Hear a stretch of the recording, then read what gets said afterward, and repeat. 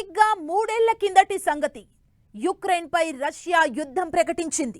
3 రోజుల్లో ముగిసే యుద్ధమే ఇది అని ప్రపంచం అనుకుంది. అయితే యుక్రెయిన్ మాత్రం తగ్గేదేలే అంటోంది.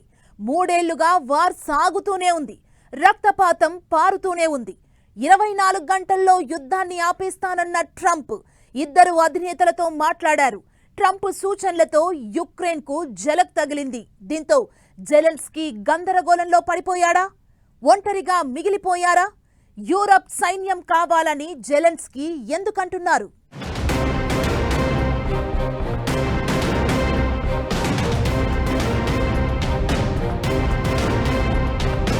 ట్రంప్ షాక్తో జెలెన్స్కీ గందరగోళం. యూరప్ దేశాలకు ఆర్మీ అవసరం. యూరప్ ఆర్మీకి ఇదే కరెక్ట్ టైం. జెలెన్స్కీ మాటలకు అర్థం ఏంటి? యూరప్ సైన్యం కావాలని ఎందుకడుగుతున్నారు? రష్యా యుక్రెయిన్ యుద్ధం మొదలై 3 ఏళ్లు కావస్తోంది. శిథిలమైన భవనాలు, ప్రాణం లేని శరీరాలు, చెల్లా చెదురైన బతుకులు. ఈ 3 ఏళ్లలో కనిపించిన సీన్లు ఇవే. రష్యా వార్లోకి దిగినప్పుడు 3 రోజుల్లో ముగిసే యుద్ధం అనుకున్నారంతా. అయితే అమెరికా, యూరప్ దేశాల సహకారంతో యుక్రెయిన్ తన పోరాటాన్ని కంటిన్యూ చేస్తూ వస్తోంది. రష్యాకు చెందిన 1500 చదరపు కిలోమీటర్ల భూభాగాన్ని యుక్రెయిన్ సైనికులు ఆక్రమించుకున్నారంటే వాళ్ల పోరాట పటిమ అర్థం చేసుకోవచ్చు. ఇకటు రష్యా కూడా భారీగానే యుక్రెయిన్ను ఆక్రమించింది.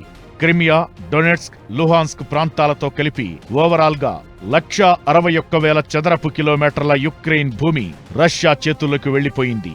ఎంత యుద్ధం జరిగిందో, ఎంత విధ్వంసం జరిగిందో, ఎలాంటి రక్తపాతం జరిగిందో ఈ లెక్కలే చెబుతున్నాయి. నిజానికి యుక్రెయిన్ను ఓడించడం రష్యాకు చాలా చిన్న పని. అయినా సరే 3 ఏళ్లుగా సాగుతోంది అంటే అమెరికా, యూరప్ దేశాల సహకారమే కారణం. అమెరికాకు అధ్యక్షుడు మారాడు. అది యుక్రెయిన్కు షాక్ అయింది. బైడెన్ హయాంలో యుక్రెయిన్కు ఆర్థికంగా, ఆయుధపరంగా భారీ సాయం అందింది. యుద్ధం మొదలైన 2022 ఫిబ్రవరి 24 నుంచి 2025 జనవరి 9 వరకు యుక్రెయిన్కు 5,70,000 కోట్ల సాయాన్ని అమెరికా అందించింది. అయితే ట్రంప్ అధికార పగ్గాలు అందుకున్న తరువాత సీన్ మారింది. పుతిన్తో మాట్లాడిన ట్రంప్ నాటోలో యుక్రెయిన్ను చేర్చుకోవడం ప్రాక్టికల్ గా సాధ్యమయ్యే పని కాదని, యుద్ధంలో పోగొట్టుకున్న భూభాగం మొత్తాన్ని యుక్రెయిన్ తిరిగి పొందే ఛాన్స్ లేదని రష్యాకు మించిన బాంబు వేశారు. ట్రంప్ ఇచ్చిన షాక్తో జెలెన్స్కీ గందరగోళంలో పడిపోయారు. అయితే అమెరికా నుంచి సాయం కావాలంటే అరుదైన నిక్షేపాల్లో $500 బిలియన్ విలువకు సమానమైన జెర్కోనియం, గాలియం లాంటి ఖనిజాలను అమెరికాకివ్వాలని డిమాండ్ చేశారు ట్రంప్. జెలెన్స్కీ అందుకు అంగీకరించడం లేదు. దీంతో ఇప్పుడు కొత్త విషయం తెర మీదకు తీసుకొచ్చారు. యూరప్ సైన్యం కావాలి అంటున్నారు.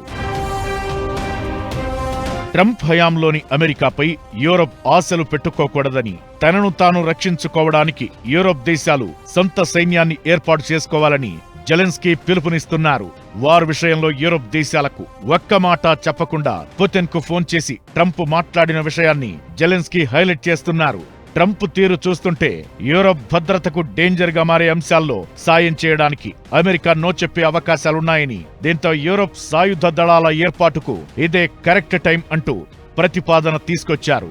యుక్రెయిన్ లేకుండా యుక్రెయిన్ పై ఎలాంటి నిర్ణయాలు తీసుకున్నా ఒప్పుకోమని, అలానే యూరప్ ప్రాతినిధ్యం లేకుండా యూరప్ పై ఎలాంటి నిర్ణయాలు తీసుకోలేరని EU ఈగో రెచ్చగొట్టినట్లు మాట్లాడినట్లు కనిపించారు.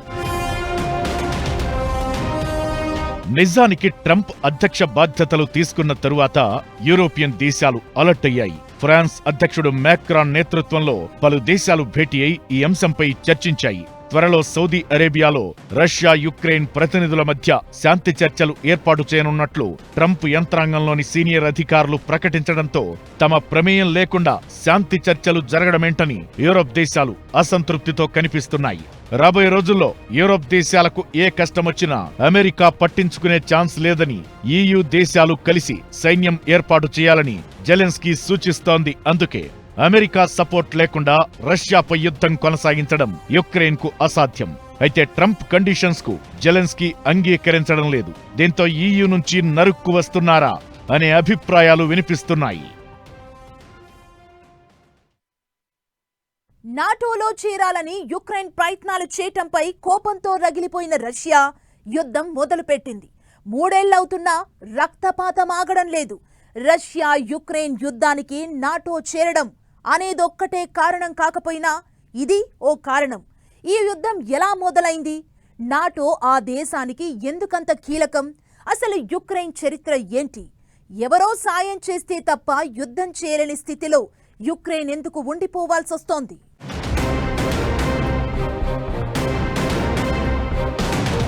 నాటోలో చేరడం యుక్రెయిన్కు ఎందుకు కీలకం? EU సపోర్ట్ లేకుండా యుక్రెయిన్ ఏం చేయలేదా? 3 ఏళ్ల యుద్ధం మిగిల్చిన ప్రశ్నలేంటి? యుక్రెయిన్కు 1000 ఏళ్ల చరిత్ర ఉంది. క్రీస్తుపూర్వం 32,000 ఏళ్ల కిందటే ఇది ఒక రాజ్యంగా గుర్తింపు పొందింది. 10వ శతాబ్దం నాటికి అనేక రాజ్యాలు కలిసి పెద్ద సామ్రాజ్యంగా ఏర్పడింది. ప్రస్తుత యుక్రెయిన్, రష్యా, బెలారస్ ఈ రాజ్యంలోనే ఉండేవి. దీన్ని వ్లాదిమిర్ ది గ్రేట్ పాలించాడు. ఒకప్పుడు ఒకే రాజు పాలనలో ఉన్న రాజ్యాలు ఇప్పుడు కూడా ఒకే గొడుగు కింద ఉండడమే మంచిదని పుతిన్ వాదన. యుక్రెయిన్ వేరే దేశం కాదని, తమ భూభాగమే అని పుతిన్ పదే పదే అనేది అందుకే.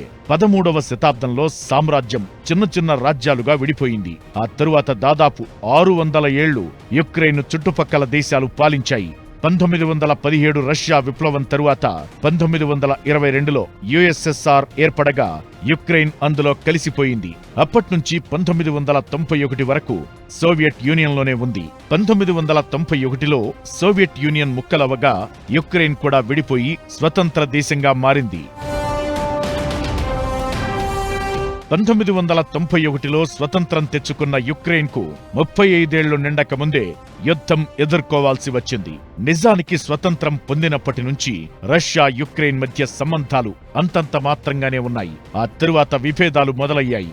యూరోప్లోని చాలా దేశాలతో యుక్రెయిన్ వ్యాపార సంబంధాలు పెంచుకుంది. తరువాత ఐరోపా దేశాల అండ కోసం నాటోలో చేరాలని నిర్ణయించుకుంది. దీంతో రష్యా యుక్రెయిన్ల మధ్య గొడవలు పెరిగాయి. ఆ గొడవలే యుద్ధానికి దారితీశాయి. యుక్రెయిన్ రష్యాకు పశ్చిమ సరిహద్దులో ఉంటుంది.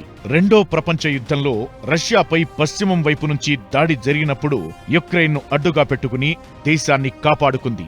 అక్కడి నుంచి రష్యా రాజధాని అయిన మాస్కో 1600 కిలోమీటర్ల దూరంలో ఉంటుంది. యుక్రెయిన్ నాటోలో చేరితే అప్పుడు మాస్కోకు దూరం తగ్గుతుంది. రష్యాకు యుక్రెయిన్ ఒక సెక్యూరిటీ జోన్ లాంటిది.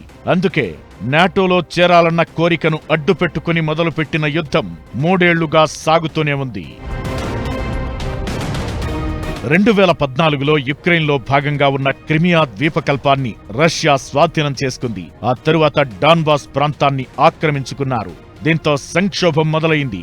ఈ ఘటన తరువాత పశ్చిమ దేశాలు రష్యాపై ఆంక్షలు విధించాయి. రష్యా కూడా ఆ దేశాలకు దూరం జరిగింది. రష్యాకు వ్యతిరేకంగా ఉన్న నాటో దేశాలతో కలవాలని జెలెన్స్కీ ప్లాన్ చేశారు. అమెరికా, యూరోప్ దేశాల మద్దతుతో ఇన్నాళ్లు యుద్ధం కంటిన్యూ చేశారు. ఇప్పుడు ట్రంప్ షాక్తో యూరోప్ దేశాల మీదే ఆధారపడాలని ఫిక్స్ అయ్యారు. యూరోప్ సైన్యం అని పిలుపునిచ్చింది. అందుకే నిజానికి సింగిల్ గా రష్యాను ఢీకొట్టే బలం యుక్రెయిన్ కు లేదు. ట్రంప్ ఎలాగూ హ్యాండ్ ఇచ్చారు. దీంతో యూరోప్ దేశాల సాయం కోసం జెలెన్స్కీ ప్రతిపాదన తీసుకొస్తున్నారు.